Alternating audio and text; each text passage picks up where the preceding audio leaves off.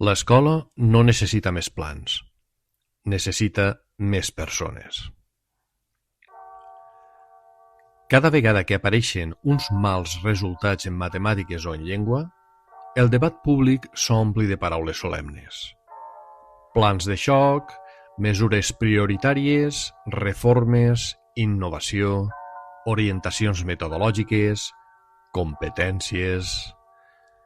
La seqüència dels esdeveniments posteriors és previsible.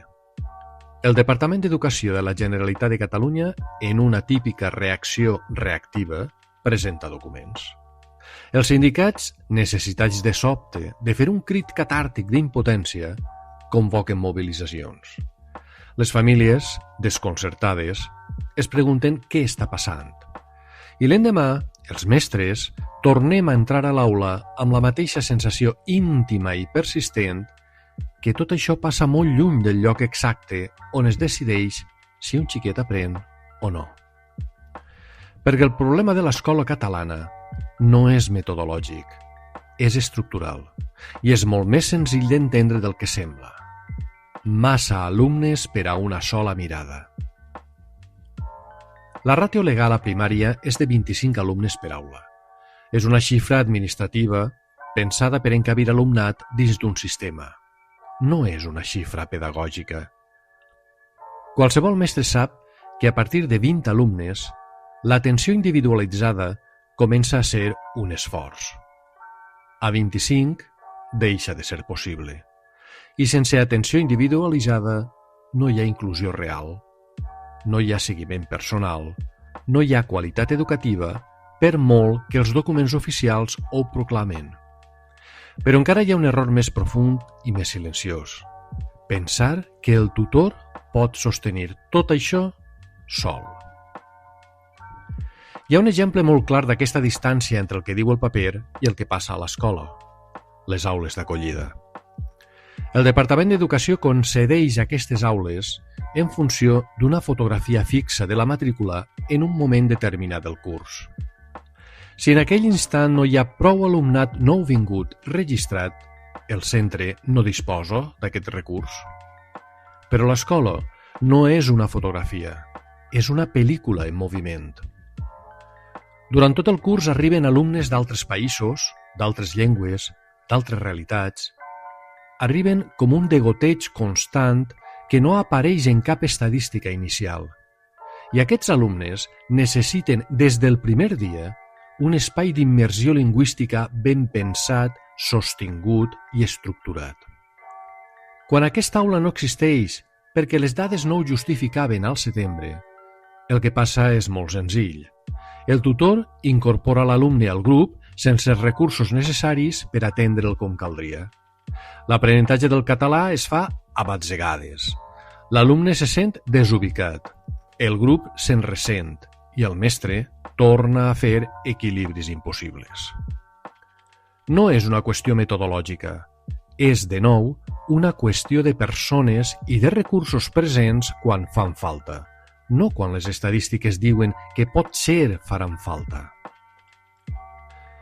Amb la diversitat real que habita avui les aules, necessitats educatives especials, nouvinguts, fragilitats emocionals, contextos familiars complexos. El tutor, en solitari, és una figura pedagògicament insuficient. L'escola actual necessita codocència, mestres de suport estructurals, especialistes presents des del primer dia, persones dins l'aula, no programes sobre el paper. Hi ha un miratge que distorsiona la percepció real dels recursos dins dels centres. Sobre el paper sembla que el personal siga suficient, perquè en els còmputs oficials, per exemple, hi apareixen també les hores de docència dels equips directius. Aquestes hores, sovint, s'assignen a tasques de reforç dins de les aules, perquè d'alguna manera cal donar-los un sentit pedagògic. Però la realitat és que els equips directius viuen sotmesos a reunions constants, gestions urgents que no poden defugir i que els obliguen a abandonar aquestes hores amb freqüència. Així, el centre compta amb un personal que en la pràctica no pot oferir una presència estable ni continuada dins l'aula. i aquesta distorsió fa creure a l'administració que els recursos humans són suficients, quan la quotidianitat als centres educatius acaba demostrant exactament el contrari. Hi ha una altra realitat que gairebé mai apareix en els debats públics: el temps. El mestre ja no té temps per fer de mestre. Una part indecent de la jornada docent se'ns va en burocràcia. Plataformes, informes, programacions extensíssimes, reunions, justificacions, documents que ningú no tornarà a llegir. Aquesta burocràcia no ajuda al docent. Serveix, sobretot, perquè aquest justifique per escrit precisament per què no pot fer allò que el sistema l'exigeix. I així, sense adonar-nos-en, el temps que hauria de servir per a pensar el grup, per preparar millor les sessions, per atendre els alumnes, es dissol davant d'una pantalla. Després ens sorprenem que baixen els resultats. Hi ha encara un altre silenci dins del sistema. Es parla sovint de formació permanent, però és massa vegades una formació individual, desconnectada de la realitat concreta del centre. Els sistemes educatius que funcionen no formen docents amb cursos puntuals. Porten la formació dins de l'escola, mentors pedagògics, observació d'aules, treball conjunt sobre casos reals, creixement col·lectiu del claustre. Evidentment, això no genera titulars, però és el que realment transforma una escola. Hi ha encara un altre factor que gairebé mai no apareix en els debats educatius i que en centres de màxima complexitat resulta decisiu: la inestabilitat del claustre. Aquests centres exigeixen una predisposició pedagògica, emocional i humana molt determinada. No tots els docents s'hi senten còmodes. No tots poden sostenir aquest nivell d'exigència durant anys. I el resultat és que curs rere curs el claustre canvia.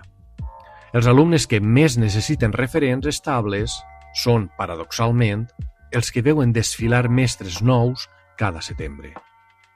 Aquesta rotació constant té un cost pedagògic enorme. Es perden dinàmiques consolidades, es dilueix el treball d'equip, es torna a començar una vegada i una altra, i això desgasta tant els docents com el centre. No n'hi ha prou amb demanar més suport personal.